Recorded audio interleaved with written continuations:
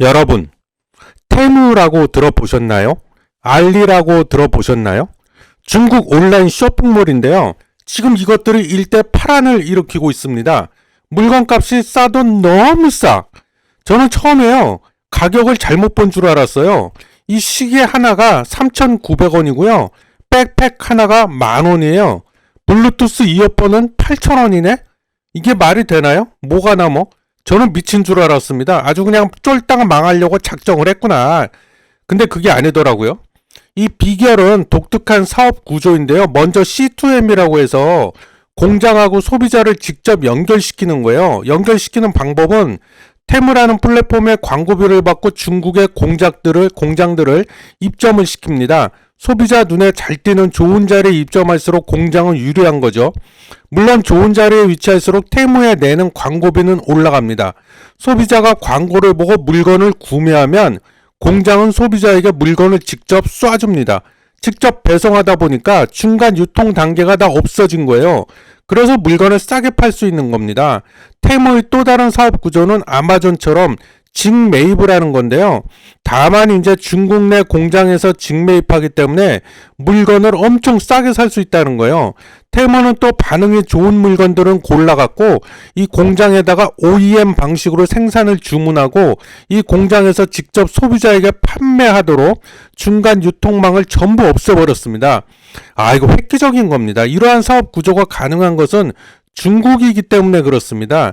인건비가 아무리 올랐다고는 하지만 미국이나 유럽이나 다른 이런 나라의 노동자들의 인건비에 비하면 여전히 중국은 아직도 싼 편이에요. 다만 한 가지 아쉬운 거는 저도 몇 번 테무에서 물건을 사봤거든요. 근데 이 품질이 다소 좀 실망스럽다는 겁니다. 대부분이 조악하기가 짝이 없어요. 제가 느낀 점은 그래서 두고두고 오래 써야 하는 물건들은 안 사는 게 좋겠다, 그런 생각을 했습니다. 따라서 가볍게 쓸 수 있는 이 소모품 위주로 사야 할 것 같다는 생각이 들었고요.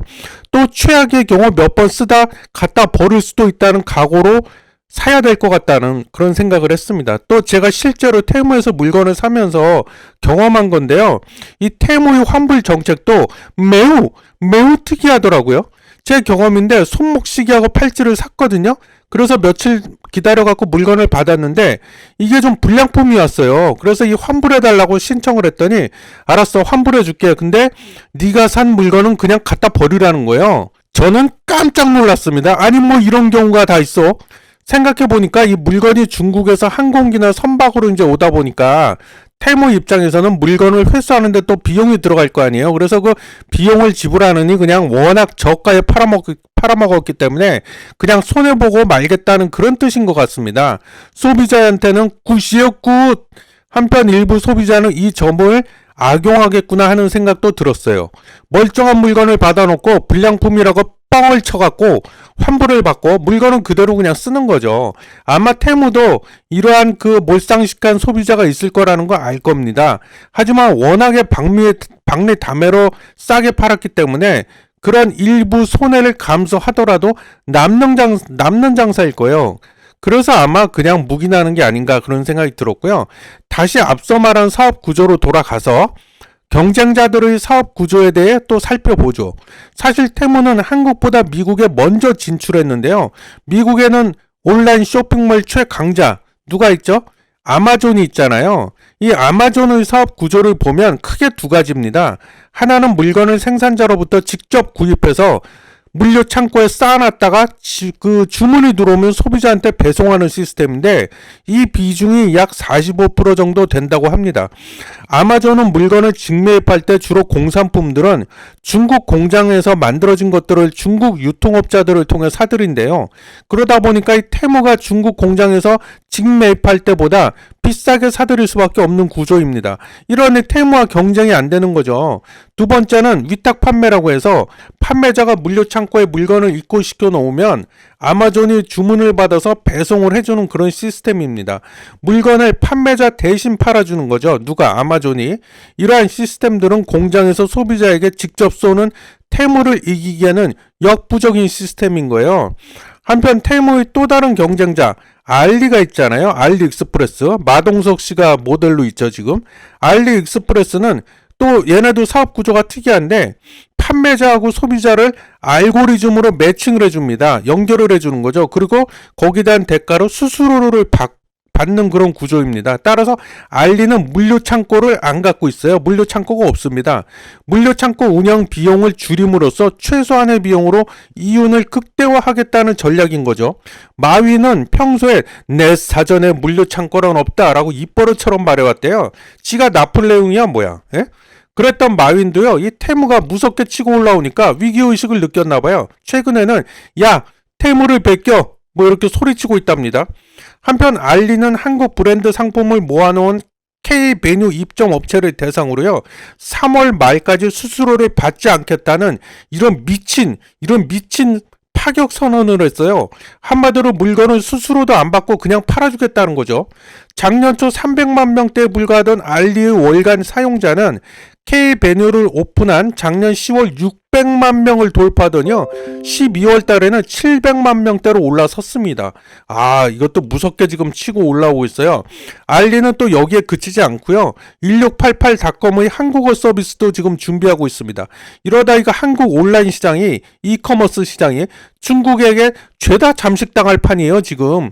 테무는요 또 가격 폭탄에 이어서 광고 폭탄까지 퍼붓고 있습니다. 그냥 테무는 최근 3개월간 미국에서 약 7,500억이라는 광고비를 쏟아부었고요.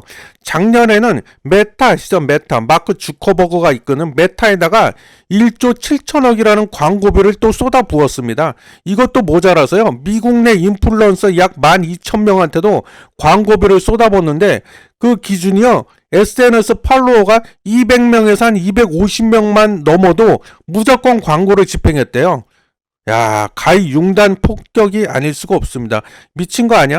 야, 200명에서 250만 명만 넘어도 광고를 유치할 수가 있다는 거예요. 예. 한편 테무가 이렇게 잘 나가는 데는요, 몇 가지 외부 환경 요인도 있습니다. 통계청이 발표한 2023년 온라인 쇼핑 동향에 따르면요, 작년 기준 해외 직구 거래액은 6조 7,700억이에요. 지역별로는 중국 직구가 약 50% 절반을 차지하고 있습니다. 작년 중국 직구 거래액은 약 3조 3천억으로요. 2022년 대비 120%가 증가했어요. 2배가 넘게 늘어난 겁니다. 그동안 출곧 1위를 달리던 미국 직구 거래액은 작년 기준 1조 8,600억으로 2022년 대비 7%가 감소했습니다. 미국 직구는 줄었어요. 또 다른 외부 환경 요인으로는요, 소비 패턴의 변화일 것입니다. 요즘에는 여러분도 그렇고 저도 그럴 거예요. 아주 비싸거나 아주 싸지 않으면 물건이 팔리지가 않습니다. 소득에 이어 소비에도 양극화 현상이 벌어지고 있는 건데요. 테무뿐만이 아니라 온라인이 됐건 오프라인이 됐건 초저가 상품들이 지금 쏟아져 나오고 있습니다. 일례로 이랜드월드가 운영하는 브랜드 슈펜 들어보셨죠? 슈펜에서요 얼마 전에 최근에 반값 가죽 부츠를 출시했는데 이게 또 출시되자마자 초도 물량이 모두 완판이 되었어요. 이 부츠는요 롱 부츠가 79,900원, 앵클 부츠는 59,900원, 일반 소가죽 롱 부츠가 한 10만원에서 20만원 정도 합니다. 그래서 10만원대에서 20만원대인 거를 감안하면 가격의 절반밖에 안 되는 거예요. 싼 거죠. 한편 다이소 아시죠? 다이소는 플리스 외투하고 패딩, 베스트 등을 5,000원에 또 출시했어요. 근데 이게 또 불티나게 팔렸대요. 없어서 못 팔았답니다. 아무튼 이래저래 테무를 위시한 중국 이커머스 기업들한테 한국 시장이 잠식당할 판입니다. 데이터가 증명하고 있는데요. 국내 이커머스 기업들은 전반적으로 고객 이탈 추세입니다. 지금 지난해 1월하고 12월을 비교해보면요. 쿠팡은 2,759만 명에서 2,728만 명으로 줄었고요. 11번가는 862만 명에서 744만 명으로 줄었어요. 팀원 또한 357만 명에서 321만 명으로 앱 사용자가 쪼그라들었습니다. 반면에 테무는 어떠냐? 지난해 4월 5,788명으로 출발했거든요. 10,000명도 안 됐어요. 근데 같은 해 12월에는 328만 명까지 급증을 했습니다. 이게 몇 배가 뛴 거예요, 이거. 알리익스프레스도 지난해 1월 227만 명에서 12월 달에는 496만 명으로 늘었습니다. 그러니까 중국은 늘고 있고 우리는 줄고 있어요. 다만 국내 1위를 달리고 있는 쿠팡은, 저는 개인적으로 쿠팡이 제일 걱정인데요. 쿠팡은 직매입 상품이 전체 매출의 90%를 차지하고 있고, 그리고 무엇보다 이제 빠른 배송이 강점이잖아요. 총알 배송. 요거는 좀 위안거리예요, 쿠팡한테는. 그래서 아직은 좀 괜찮다, 뭐 이렇게 보는 시각도 있는데, 쿠팡은 지난 2014년 유료 회원이죠. 와우 멤버십에 가입하면, 뭐 저도 이용하고 있지만, 주문한 다음날 상품을 받아볼 수 있는 로켓 배송을 시작했고, 쿠팡이 실제 이용해보니까, 야, 빠르긴 빠르대요. 엄청 빨라. 어떤 거는요,